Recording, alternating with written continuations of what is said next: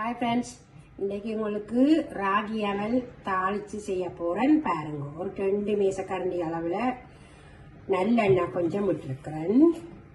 நீங்கள் எண்ணெய் உங்களுக்கு என்ன எண்ணெய் விருப்பமோ அந்த எண்ணெயை நீங்கள் விட்டுக்கொள்ளலாம், பிரச்சனை இல்லை. இதுல எண்ணெய் நல்லா கொதிக்க விட்டுட்டு ஒரு 1/4 ஸ்பூன் கடுகு வெடிச்ச உடனே கருவேப்பிலை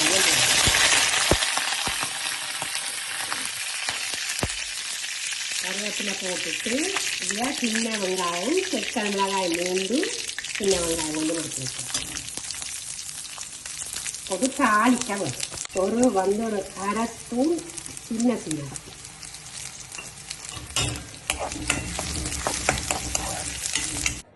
ராகி அவல் 2 கப் போட போகிறேன். இந்த ரைஸ் குக்கர் கப்பால் 2